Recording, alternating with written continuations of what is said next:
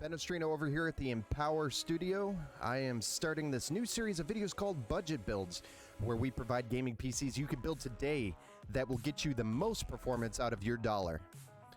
I've been getting a lot of these budget-type build requests here at Empower Gaming Computers, and I believe in empowering people, hence the name, Empower. Let me know if you get it.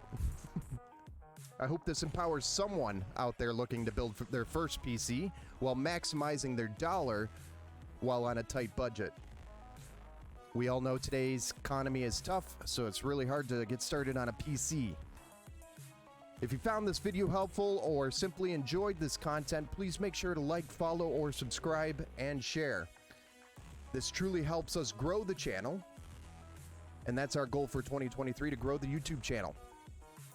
Quick reminder, we do have live build streams, and we welcome all to come in and ask all of the questions live on stream. It's the fastest way you can learn how to build a PC. You can come in and just straight up ask any question you have. You can watch what we're doing while building, and or just enjoy the content. You can find us over on Twitch, Kick, YouTube, Facebook, or Twitter. So make sure you go ahead and go over there and give us a like or a follow. And without further ado, let's go ahead and jump into it. The best $670 PC you can build today. This is our budget build series. Let's go ahead and jump right into it. So the best PC you can build for $670 today. All of the links to the parts listed in this video can be found in the description. If you click the links from the description, it will actually give us a little bit of commission. So I would appreciate, and we would love if you just click from there, and it helps us to just continue to grow the channel. Gives us a little kickback. It's nice and cool.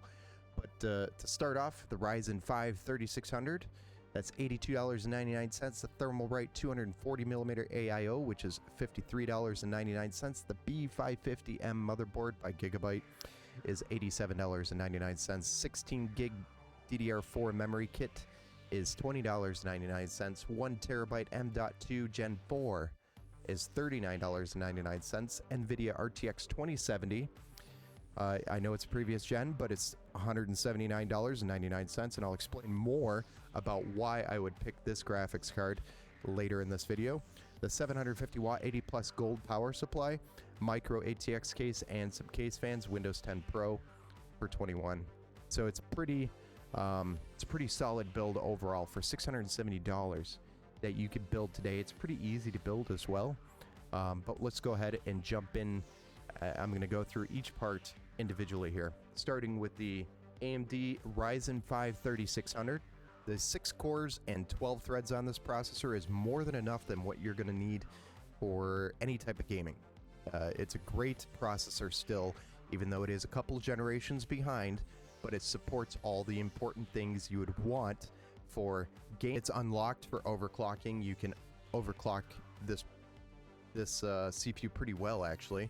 The default TDP is 65 watts. It supports PCIe 4.0, which is the primary reason why we chose this processor, as well as its price point. There's other processors out there that you can get in the AM4 socket for less, but they do not support PCIe 4.0, and I recommend trying to have or have a processor and a motherboard combination that supports PCIe 4.0, and that's why we selected the Ryzen 5 3600, primarily because it supports PCIe 4.0 and because of its price point.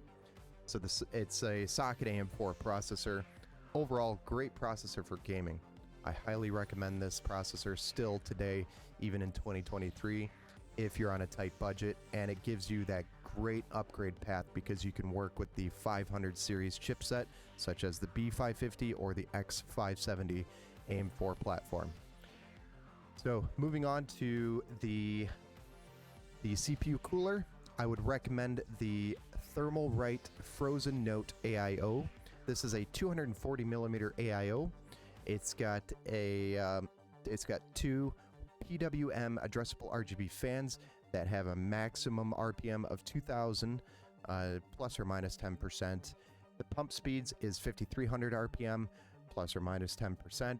The fans actually come pre-installed. I will comment on this. If you plan on having the hoses from the AIO pointing towards the front, which is in most builds, so it doesn't bump the front or the rear fan, then you will or may have to unscrew the fans and rotate them. That's the only hassle. But outside of that, this cooler is available in black or white. Both look pretty awesome. I've built with them actually several times. I enjoy them. The performance is good. The only thing that I haven't really tested is how long they last.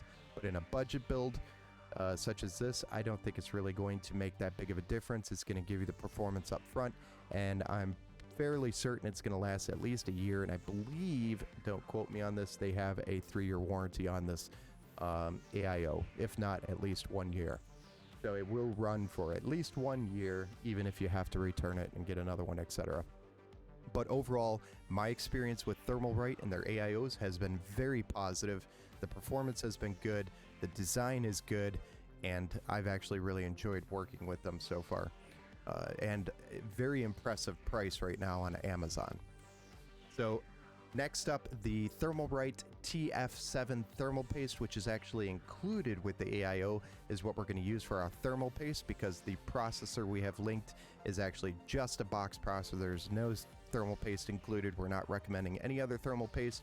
You could swap this out for a different thermal paste if you wanted, but note it will increase your price a little bit. If I was going to put a paste in there, I would recommend the Thermal Grizzly.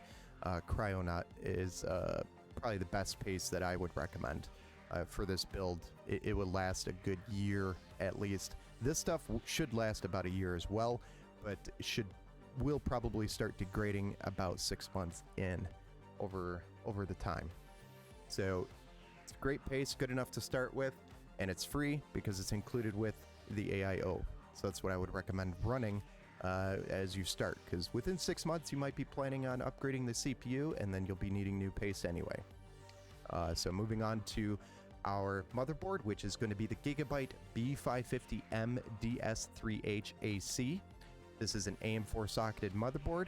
It's got the PCIe 4.0 support. There's a typo there. Built-in Wi-Fi and Bluetooth, which is very helpful for a lot of people that are coming from console. They most likely don't have an Ethernet port or Ethernet cable from their modem to where they're setting up their PC, so they're probably going to be running the Wi-Fi. The Bluetooth is handy, especially with all of today's wireless peripherals. So I highly recommend this board, especially while on a budget.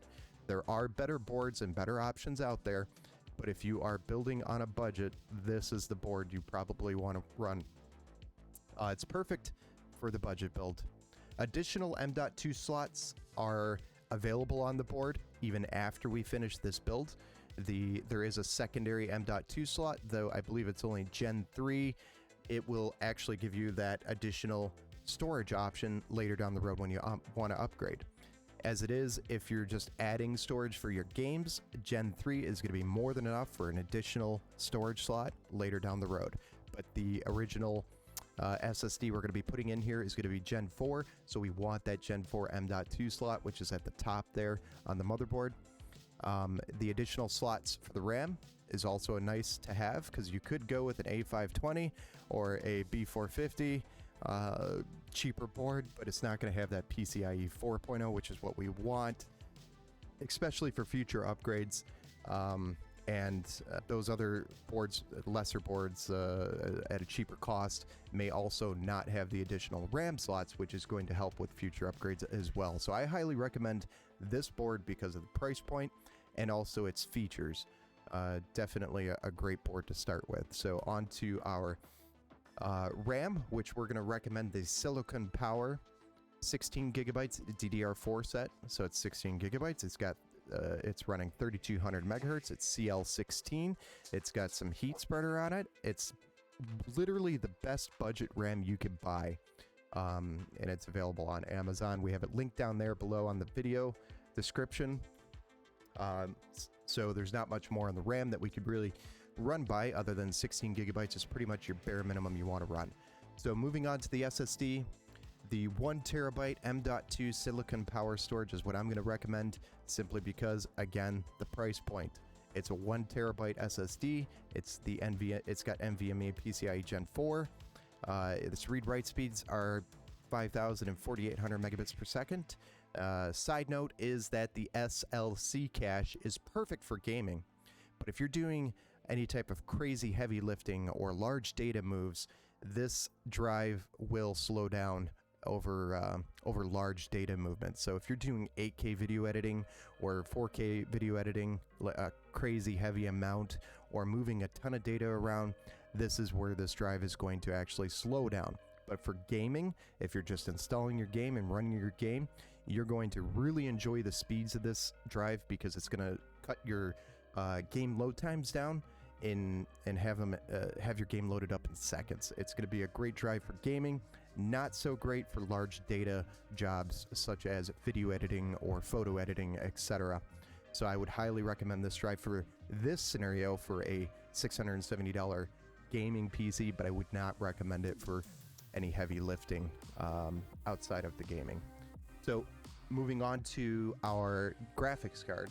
So this is where I got a little creative on the build, and the reason why I selected this NVIDIA GeForce RTX 2070 by Zotac, simply you can stream with this card. This card, yes, it's a couple of generations behind now, but it has the NVENC and the encoder and decoders by NVIDIA. Those are the most important pieces to this build if you are planning to game and maybe do a little streaming. Maybe you want to get into it and start experimenting with it. Then you would want an NVIDIA card in this budget range. And it's because of the encoder and decoder that is included on this card, or the NVIDIA cards. AMD cards don't have that great of encoding and decoding until around the 7000 series, and then at that point you're going to be paying pretty much MSRP right now for a 7000 series card, like the 7600. I would recommend that, but it's still almost double the price of this card. You could get this card, it's going to perform, probably give you around 120 frames per second on most titles.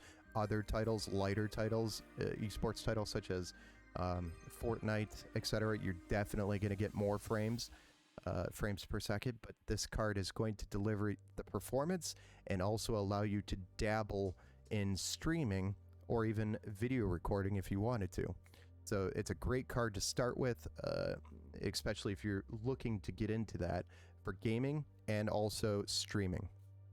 But it's a 8GB GDDR6 card. It's got 256-bit bus. It's first gen ray tracing, so you can dabble with the ray tracing if you want. If you want to experience it on Cyberpunk, it can definitely run Cyberpunk, and will probably run it around 60 FPS and 1080p with some high settings and a little bit of ray tracing. So it's a great card. So it's got the 7th gen and 4th gen encoder and decoder. Refurbished by Zotac. So this is the side note, or one note I will make sure stands out, that this card you would be purchasing from Zotac is a refurbished card. So this is something that was returned to Zotac. They repaired it and now are reselling it. But for $179, an RTX 2070 with a warranty, they're still offering, I believe, a 90-day warranty on the card when you purchase it from their store, is still a really good deal, and you really can't get anything close to it. The closest thing I could think of is maybe a RX 6600, but then you lose that performance from the encoder and decoder. So this is a great card to start with. If you're uncomfortable with the open box, the RX 6600, especially just for gaming, will run pretty close to the same performance as the RTX 2070. So that would be your new option if you wanted a new option versus the open box refurbished option by Zotac here. So moving on to the next component in the build is the Sejutep GM750 power supply. The reason why I selected this power supply is, simply put, we're building a PC with an upgrade path in mind. This has got 750 watts, it's 80 plus gold, it's PCIe 5.0 and ATX 3.0 ready. The 5.0 is important. The PCIe 5.0 is important because if you get to the point where you're upgrading to a card like the RTX 4070 Ti in the build, this power supply will run it and also offers that 16-pin power connection directly from the power supply to the video card. So that's important, especially for an upgrade path later down the road. That's why I recommend this power supply. There are better options out there, but the better options are going to start increasing your price. So just as an example, a EVGA 750 watt gold power supply is going to be pretty close to $140 right now, or $150 versus the $89 that we can get this power supply for. I've used these power supplies in the past. I've never had a problem with them. I know there aren't very many reviews out there for them, but I can say with confidence that these power supplies are still decent. And from what I've experienced so far, and honestly, I've never had one fail. Never. So overall, great quality power supply in my book, and I believe this is a great option, especially for the upgrade path. And later down the road, if you wanted to upgrade the power supply, it's a pretty easy task to do, outside of dealing with the cables, depending on how you cable manage your setup. Another note is that this power supply is available in black or white, and the reason why I point that out is because this build you can do in black or white, and there's a couple other color options as well. So you can really mix it up to your flavor, depending on what your flavor is. But the white power supply comes with white power supply cables. The black power supply comes with the black power supply cables. So it's kind of cool to add a little bit of flavor to the build. So moving on to the case, which is the Vitro M03 or M03 micro ATX case. So this micro ATX case I selected simply because of its availability and its price point and its features.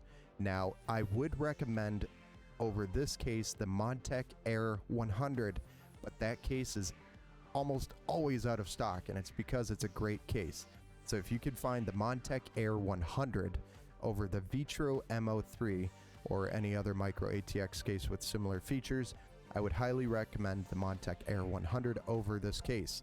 But at the time I'm creating this video and my knowledge, I know that the Air 100 by Montech is always out of stock. So if you have a Micro Center nearby, they usually have some in stock, or if you go to Newegg and find a Montech Air 100 in stock for around $59, that's definitely going to be a better option. And the main reason it would save you actually some cost on the fans, because this case does not, the Vitro M03 does not include the 3 front fans, so we have to purchase those separately, versus the Montech Air 100 has the 3 front fans included and is also, in my opinion, a better looking case. But overall, similar features, just lacking those 3 extra fans is really what it comes down to. The micro ATX case here by Vitro has the front mesh, which is what we want, especially in pretty much any gaming PC today. We want that front mesh to allow that extra or I guess better performing airflow into the system. The tempered glass side panel is a door, so it's hinged, it's removable, makes accessing the PC very simple, makes maintaining the PC very simple. It's a nice touch, and both the Montech and the Vitro M03 have the same feature. It supports a top-mounted 240mm radiator, which in this case, this build design has a 240mm radiator. So this radiator, or this case, will support the radiator that we selected, and it will be on the top of the case. It has one 120mm PWM addressable RGB fan, which is nice because we want that extra value. So that fan's on the rear. We're going to be adding 3 additional fans in the next slide here. But for the most part, it's got a little bit of value there. And I mean, the cost to ship a case is pretty expensive. So on Amazon, they kind of bake that cost into the cost of the product. So this case is at, I believe, $70, and is also which is cool. Available in black, white, teal, or pink. So you can add a little bit more flavor to your build here, which is another reason why I select this build, or this case for the build, is because of the extra colors and flavor you can add to the build. So the teal is kind of cool, the pink is cool, the white is definitely cool, and same. They're all cool. They're all really cool colors that you can pick and play with. So depending on what color scheme you're going with and just the design that you're building out, you could keep that in mind. But it's a great case to select. It's got a lot of room in the back and a lot of room downstairs for extra storage and for your cables. I've built in this case a few times and I like it, but again, the Montech Air 100 would be your primary target if you can find it for $59. So moving on to the fans, if you are going with the Vitro M03 case, you will want to add at least 3 fans, and these are the fans that I'm going to recommend for the front of the case. And this is the Thermalright 120mm PWM addressable RGB fans. They come in a pack of 3. I believe they're around $14, and they are 120mm PWM fans. They have addressable RGB, which has the 3-pin ARGB connection. They daisy chain both the RGB connections and the PWM connections for the fan, and they have a maximum of 1500 RPMs. They're available in black or white, so again, another color flavor option that you could choose from. So great fans overall. I've used them a few times. I've never had any of them fail on me yet. The only thing I would say or make a note of is that these fans will most likely, especially if they're on the top of a case, but in this case they're going to be vertical or on the front of the case. But if they're on the top of the case, the bearings probably won't last as long. But being on the front, they'll probably last longer. I would say these fans and their bearings will probably last about a year before you start hearing interesting noises coming from them. So it's a cheap budget option to get you started, to last about a year, and then by then you could be thinking or should be thinking about upgrading your PC, and fans could be one of those upgrades. So moving on to the next recommendation, and this is not a requirement, you can definitely install Windows 10 without a license if you wanted. You will have that watermark if you don't want to pay for a license, but you can get a license for about $21 right now from VIP, which the link is down in the description. But the Windows 10 Pro digital license will help remove that watermark and also unlock a few additional features to customize Windows itself. Does not include the bootable USB installation media. I will call this out. If you are going this route, you will need to create, regardless if you're not purchasing a license and just running with a watermark, or purchasing this license, you will need to create your own bootable USB installation. Bootable USB installation media. So this means you just have to have another PC available, whether it's your friend's PC or a parent's PC maybe, or relative, whatever.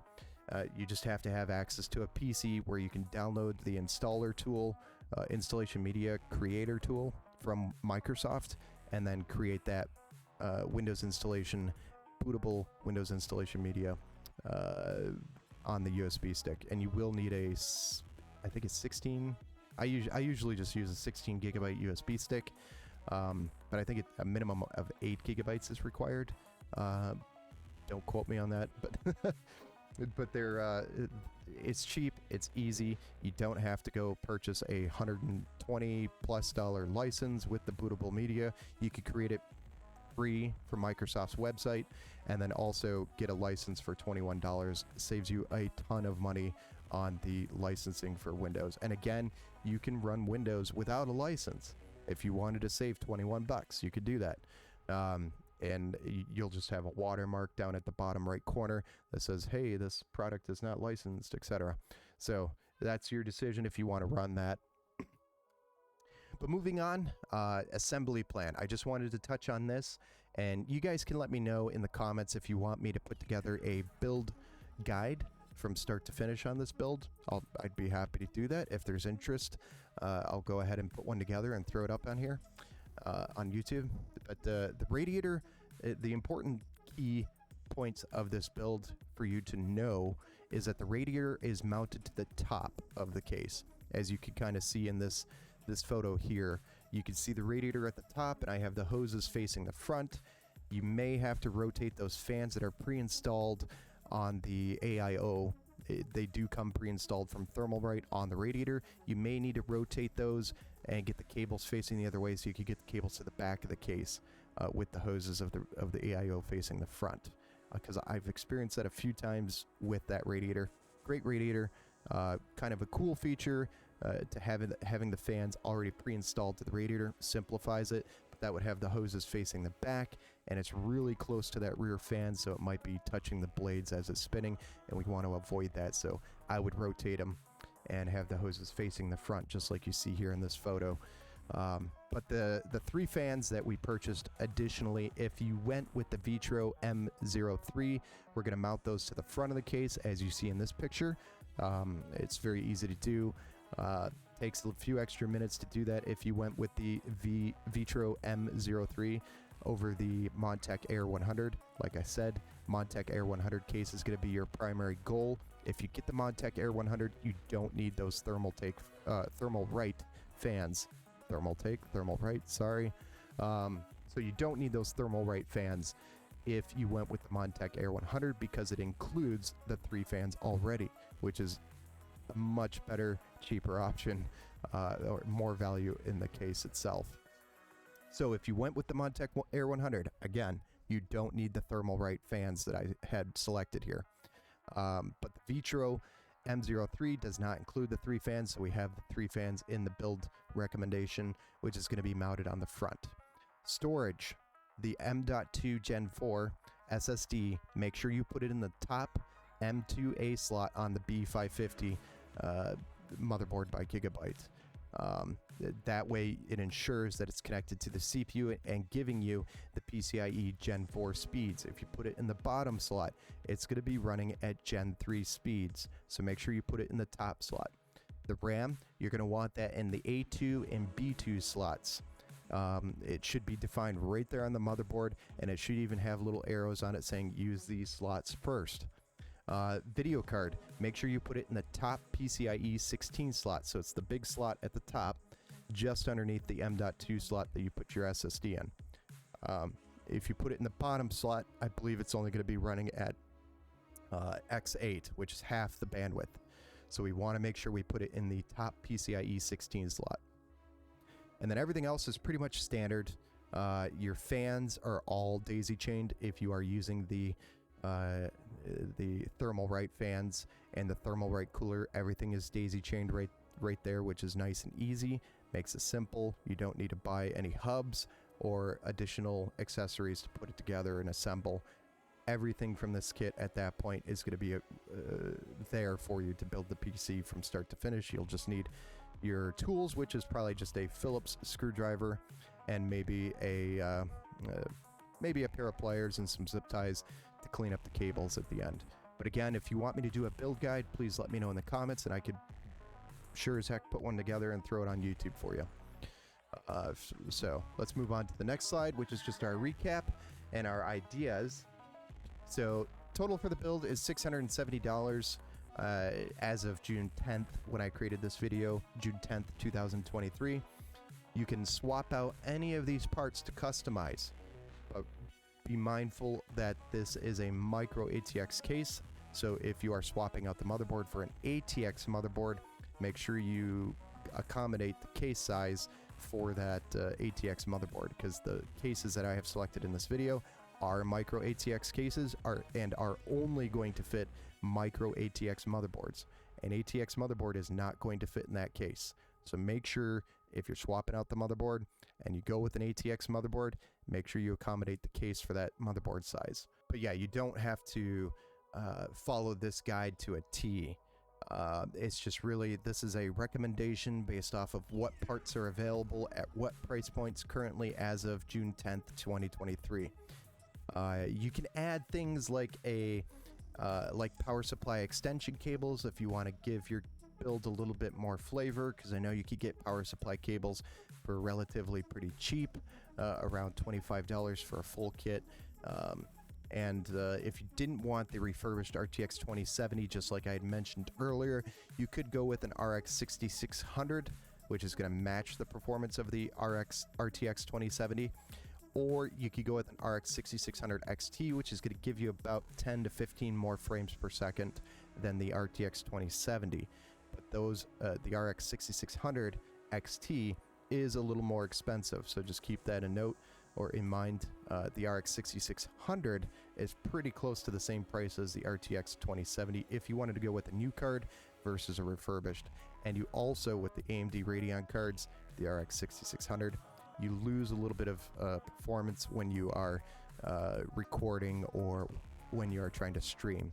So if you want to stream, I would highly recommend going with that RTX 2070, and that'll get you the best performance for streaming or recording while you're gaming. If you could find the Montech Air 100, like I mentioned, for $59, I would recommend that over the Vitro ML3. And let me know what your thoughts are in the comments for this build video. If you have any recommendations, or if you want to see me change anything, feel free to send over your thoughts. I definitely like feedback. So overall, this is a great build for $670. Really hard to find if you're into or looking to do a build as cheap as possible to get the most performance and maybe the most ability out of your PC. This is your best option. And again, I know that RTX 2070 is probably going to be limited quantity by Zotac and also is refurbished, but it does include that warranty. And again, if you're not into doing a refurbished card and you're not comfortable, go with an RX 6600, which you could get for about the same price on Amazon as the RTX 2070 refurbished by Zotac. So again, all the links to the components are in the description of this video. It helps us out if you are able to click those links. It gives us a little bit of commission from Amazon, which is helpful, and then it helps us grow the channel. If you like this kind of stuff, please make sure you like and share. And until then, next time, have a good rest of your day. Keep building, my friends.